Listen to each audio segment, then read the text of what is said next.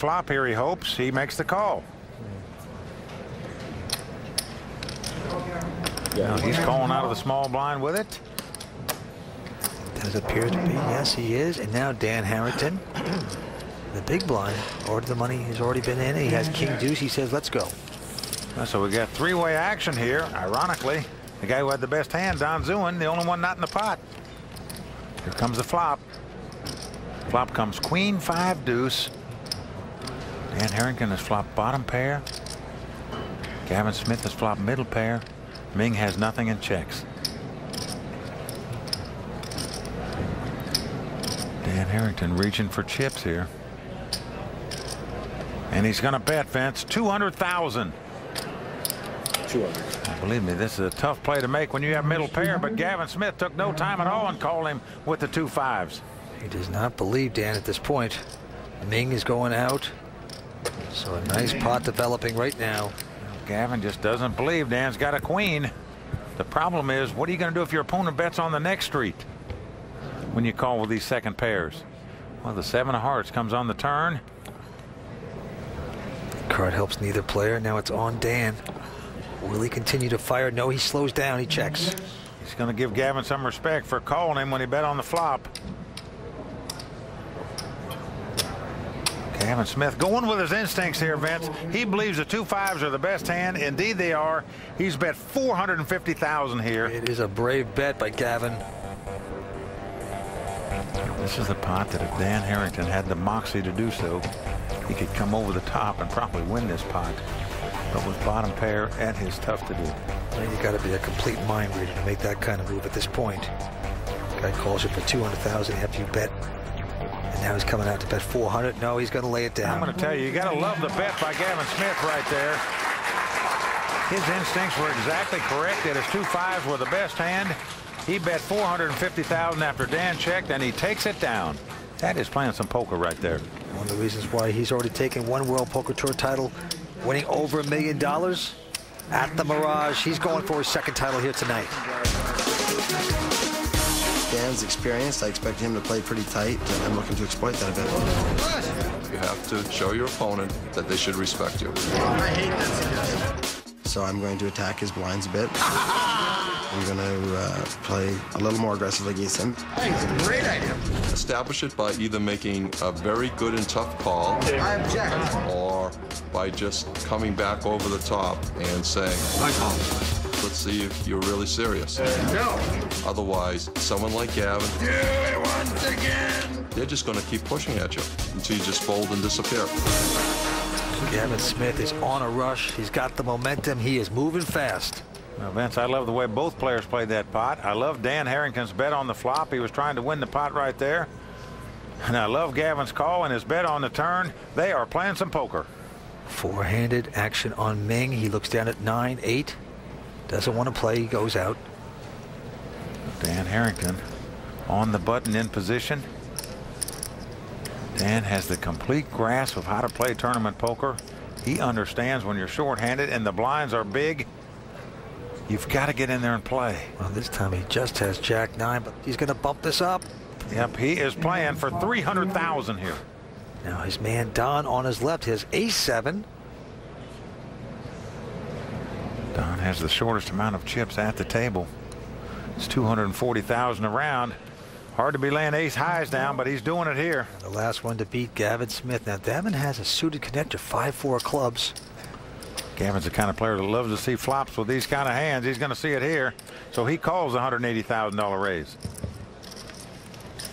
Well, he is going to speculate. He's going to look to catch lucky. Well, another pot between Dan and Gavin. See how it comes out. Oh, what a flop for Gavin. He's flopped an open-end straight draw and a flush draw and checks. Let's see if Dan Harrington, with nothing hit on the flop, continues the charade.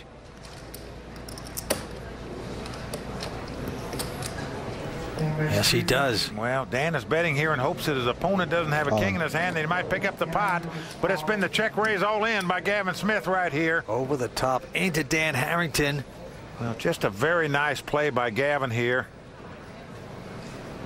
If his opponent had a hand, he's got a lot of outs to win it.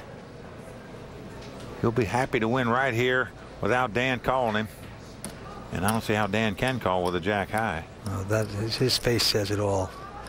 That is a look of just a miserable situation.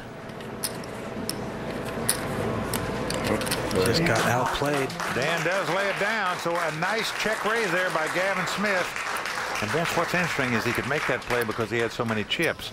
If he only had like $1 million in chips, most likely he would have just moved in on the flop and tried to win the pot, because you wouldn't want your opponent to get pot committed, as we say, and call your raise when you've only got 5 high.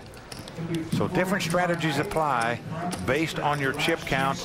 And there you saw the check raise to perfection by Gavin Smith. Tremendous strategic action we're watching tonight from the Fontana Lounge. Action's going to be on the former world champ Dan Harrington, looking down at 8-6 of hearts. He opts to fold. And now Don lays down his 9-7. Good boy, one. Now Gavin with a nice hand against the big blind. A king queen just limps in. He just calls out of the small blind. With king queen, he's going to play it softly. And Ming Lee looks down at a 5-3. Says, give us a flop. There's the flop. It's jack 4 deuce. Gives an open-ended to Ming Lee. Gavin with the king high is reaching for chips. He's going to lead out in bet here. 200,000. And Ming is getting busy here. He's making the call. Might call too with the open end straight draw. Let's see what happens. Wants to catch lucky. Can he? Let's see if he can get lucky on 4th Street. Yes, he does. He hits the 6. Makes the absolute nuts here. Gavin checks on the turn. What a card for Ming Lee. Tap. And Ming Lee checks right behind him. He's got the absolute best hand you can have, yet checks, trying to trap him for more money on the river, and it may work when the queen came off. Could pay off because Gavin hits a pair of queens, but he's going to check it. Now that is an amazing check to me. Hit your hand and check. That he could check top pair here, the way this hand has been played. Could be saving some money here. But if he can read Ming Lee this well and realize he had a big hand on the turn here, that is amazing to me. Well, he's going to bet with the nuts. He's betting 300,000, Mike. Well, he is betting 300,000. I can't imagine Gavin can lay it down. He's just calling, though. He's going to lose the minimum he could lose with this hand after catching the queen on the river. Ming shows him the nuts, the absolute best hand possible, the 6 high straight, and is going to take down the pot. But Vince, you got to give Gavin some credit there. He checked on the turn, and I love Min's check on the turn. But when he made top pair at the river, he just checked and called to lose the minimum he could lose. Great instincts by Gavin Smith. We are watching high-stakes poker at its finest tonight at the Doyle Brunson North American Poker Championship. Stay tuned. We'll be tonight at Bellagio. The poker action has been fantastic. We are down to 4 players. Yes, we are, Mike, and one of these players will become the next WPT champion and make Doyle Brunson quite proud. Let's go down to the pit. This event has turned into a game of chicken because the antes and blinds are going up once again. $20,000 antes, with the blinds being 100 and 200,000. That means you have to put in 380,000 every 4 deals, whether you play the pot or not. It is high stakes poker right now, and even though all these players have over $1.5 million in chips, it goes quickly at 380,000 every 4 deals. Back down on the table, Gavin Smith quickly folding a king 8 of clubs into Ming Lee, who has picked up a wide pair of 9s. 99, Wayne Gretzky. You know, 2 9s are a favorite over the 2 blind hands. Certainly Ming knows it. I wish. And he's going to raise it. Ming the sting. Picking up a strong hand here. 400 more. Yep, 400,000 more. So he's making it 600,000 in total. Dan Harrington has picked up Kojak. He's got a king jack. Dan understands how fast this 380,000 goes each round. He knows you got to play something. Does he want to make a stand here with this hand? That's the question. I raise. I'm all in. Oh. He is doing it. He's going all in here. Yes, he is. Don going out quickly with the jack 6. Well, he is not going to go out like Broomcorn's uncle. He's going to get in here and play. And he has put the pressure right back on Ming Lee. Call. And he's calling with the 2 9s. So here we go, the race situation. It's the 2 overcards versus the under pair. And to win No Limit Hold'em tournaments, you got to win these races. Who's going to get lucky and win this one?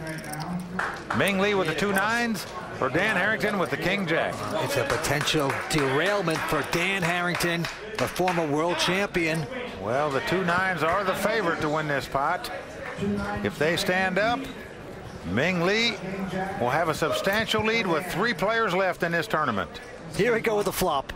Dan Harrington's got to win this pot to stay alive if he wants to win this title, and that is no help for Dan Harrington. No, it's not. So far, so good for Ming Lee. He's out in front with the 9s. Come Jack, 7-3 with 2 hearts.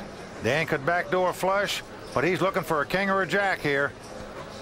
He's going to have to strike real well here. Let's see it. A king comes right on the turn. Well, that stings Ming, I can tell you that. Forget about Ming the sting. That was a stinger for him right there. And look at Dan's head. He's shaking his head. He feels for Ming. Okay. He is just sucked out like a Hoover vacuum. And he knows it better than anybody. He's still got to dodge a 9 at the river to win this pot. It is not over yet.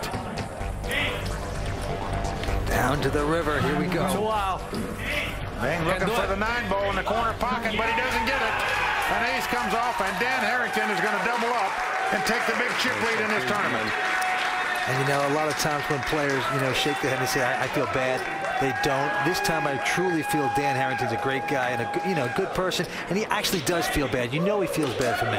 I don't buy it for a second, Vince. All right, me neither. He was shaking his head because he knows he got lucky to catch that card. Forget about him wanting Ming to win this pot. Well, he has just turned it around. We do have a new chip leader. These guys are going back and forth, and it's Dan Harrington. You're right about that. Dan Harrington gladly stacking up those chips. He knows he got lucky to catch that king on the turn. He is still alive and in command here as our chip leader. Okay, well, going back to the man that's been in a little pain, Ming. Well, this could change things because he has a wire pair of jacks. Well, a nice hand. He just got chopped up with the 2 9s. He turns right around and picks up 2 jacks, looking to get some of his money back. He's got a little over $1 million now. He's been chopped way down. How to play this properly. Well, that's what he's trying to figure out here. He's definitely going to play the pot. Just a matter if he wants to raise something less than the maximum of all his chips. Try to get some value out of the jacks, or just go ahead and move in. Right? Okay. He's never thrown this hand away. Ming Lee, the high stakes cash player. Doesn't play too many tournaments. This is his shot here. National television. 650. 650,000 he announces, so he's betting about half his stack. Dropping chips as he does it. Now Dan Harrington right behind him. He's got the octopus as a pair of 8s wired. Well, what Dan understands here is that Ming is what we call pot committed. In other words, it doesn't matter what cards he has. He knows that Ming is calling a raise here because of the pot odds he'll be getting. So even though he bet 650,000, Dan Harrington knows essentially it's an all-in bet for him. Had to play the mid pair properly. Well, we say it's the toughest hand to play a No Limit Hold'em, and you see why. When your opponent raises in front of you, what do you do with the middle pair? I raise. Well, that's what you do. You raise it. He's not going to mess around here. So Dan Harrington is making the raise. Looks like the $1.3 million. Don quickly folding, as is Gavin. So back on Ming, and Ming says, yes, I am going to call this all in. He can't wait to get his money in, and he is going to love it. He's got pair over pair. That's the best you can do before the flop and No Limit Hold'em is get your money in like this. And to compound Dan Harrington's problems, Gavin threw an 8 away. That's right. So one of the cards he needs is in the muck. And he slaps it down. Beats on his chest. He's in a dominating place. Well, he knows it. He said, I'm coming back here. How much did I get back? Ming, the sting, getting a little revenge, perhaps. Well, a big pot here, $2.6 million. This will certainly get Ming right back in the thick of things in a big-time way. Can Ming Lee double up, get some revenge on Dan Harrington? We will see. We're coming back with more on the World Poker Tour. Stay with us. Poker Tour. Dan Harrington has put Ming Lee all in. You got jacks for Ming Lee. Eights for Dan Harrington. Ming is all in. If he gets outdrawn, he'll be our 4th place finisher. If it's 2 jacks stand up, he'll be our chip leader.